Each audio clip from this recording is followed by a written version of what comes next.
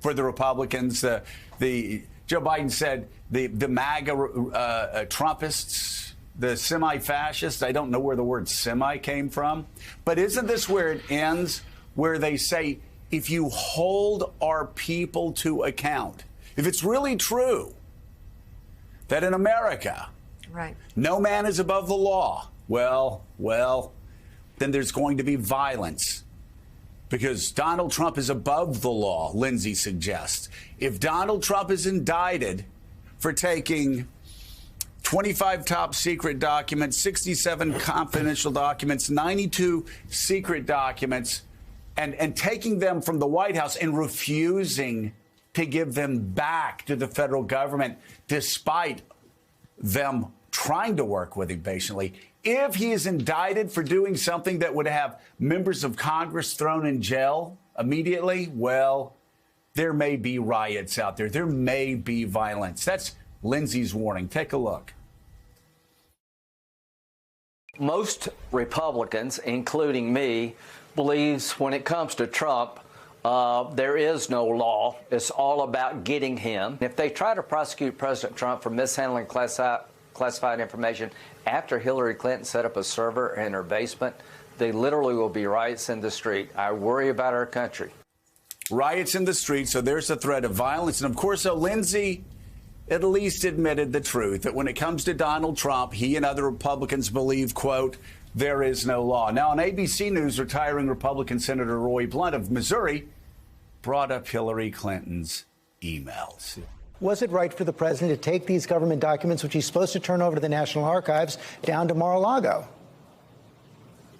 You should be very careful with classified documents. I've had access to documents like that for a long time. I'm incredibly careful. I was wondering as I was listening to that discussion if the same things were said when Secretary Clinton had documents, when Director Comey had documents. Yeah, the same things were said. What do you think we've been catching hell for like 5 years? Yeah, the same things were said. The New York Times wrote about it for a year and a half. Michael Schmidt still probably can't go into a bar on the Upper West Side without people yelling at him for reporting for a year and a half in the New York Times about Hillary's emails. We talked about it. We said she needed to be straightforward. Where have you been, Roy Blunt? Yeah, well. Oh, wait a second. You were wallowing in it. You were basking in it. Republicans were basking in it. They loved it. They loved the FBI. When James Comey, 10 days before the election, sent a letter that they knew, that Donald Trump knew would throw the election his way. I mean, the obvious, Joe, is that Hillary Clinton's emails. Yes, we asked a lot of questions. A lot of questions. But there's a far cry between her emails and the documents we're talking about that were removed in boxes and taken to a country club. You talk and about put in the basement. False equivalency, a false moral equivalency here with Donald Trump. Let me just say it. I don't know if you're just waking up right now, but 184 classified markings on documents that Donald Trump took out of the White House improperly, most likely illegally. 25 documents marked top secret, 67 confidential documents, 92 documents marked secret. And yet, knowing all of this, we know this to be the case. The Wall Street editorial board, Wall Street Journal editorial board, asked of the Mar-a-Lago affidavit, is that all there is? Now, I quote the Wall Street Journal editorial board a lot because I like a lot of things that they write. I know most people that watch this show do not. But, man, on Russia, on this, they are this is talk about defining deviancy down. This is what the Wall Street Journal editorial page wrote. A federal judge on Friday released a heavily redacted version of the FBI affidavit used to justify the search of Donald Trump's Mar-a-Lago home. And we can't help but wonder, is that it? Is that it? Did you really just ask that question? This is why agents descended on a former president's residence like they would a mob boss. Oh, I don't know. Or like they would if somebody took 184 documents with classified markings on them, Wall Street Journal editorial page. If you're going to indict a former president, you better have him dead to rights on something bigger than mishandling documents. What the, John Meacham? I know you are a coolly detached Episcopalian. Maybe it's just the Southern Baptist blood running through my veins right now. Yeah. But is okay, let's be serious. Is that all there is? And I not only heard that, and you read that, Donald Trump's former acting chief of staff, Mick Mulvaney, who actually is working for a news operation, says, so if the classified documents from Mar-a-Lago turn out to be Crossfire Hurricane, the 2016 Russia hoax, he said those words, Russia hoax, and they exonerate Trump, what happens next? Well, I responded, if you or any member of Congress had taken half of those government documents after leaving office, you would already be in jail. But you know that. And the Russia hoax, really?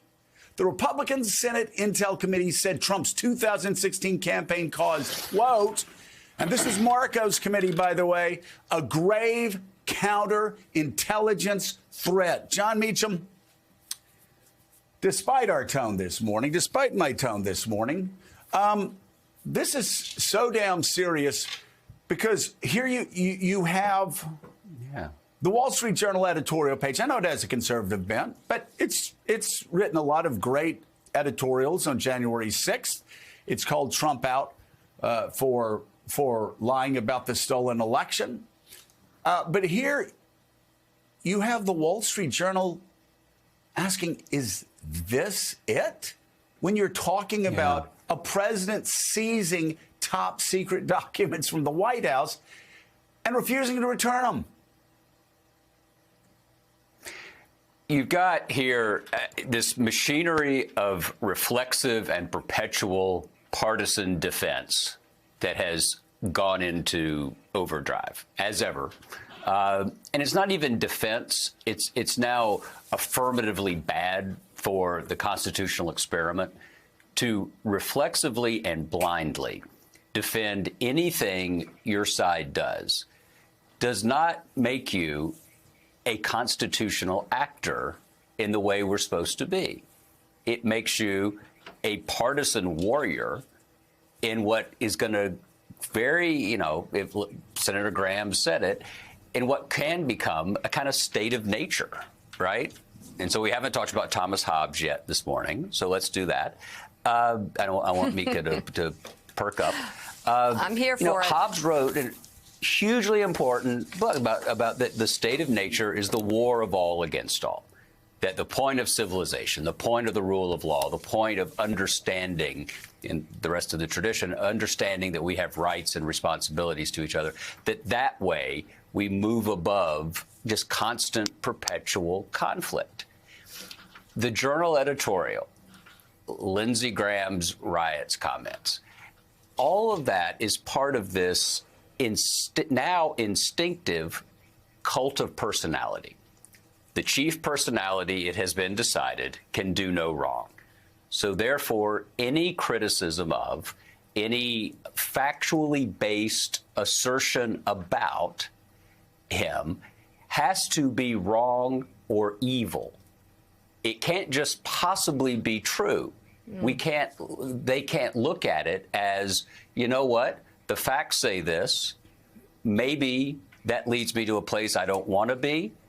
But guess what? That's what life in a republic is supposed to be.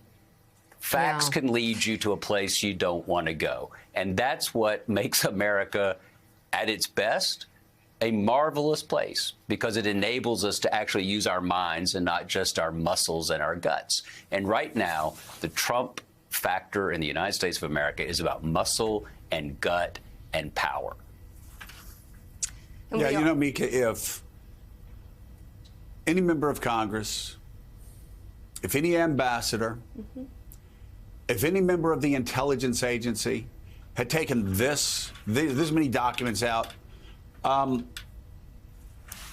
you know, they, like I said, they would be in jail. We saw with two former CIA directors the mere mishandling of classified documents. Nothing on this scale. and you know they faced consequences. We saw Sandy Berger, former NSA director, face consequences for this. But when you hear Lindsey Graham saying you can't hold Donald Trump to the same standards that we hold other, but you can't even go back and retrieve the documents that he won't return. Yeah. He's above the law. If you try to hold him to the same standard that we would hold former CIA directors, that we'd hold former national security agent directors, that we would hold members of Congress or the Senate to, well, there will be violence in the street. And the Wall Street Journal and Mick Mulvaney asking, right. Is this all there is? Do I need to go over the 184 classified markings on documents, the 25 top secret documents, 25 top, the highest classification, the 67 documents marked confidential?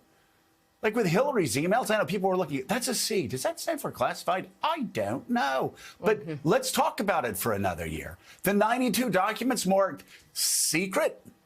This is not a close call. And what the Wall Street Journal editorial page is saying is, in Trump's America, Trump is above the law.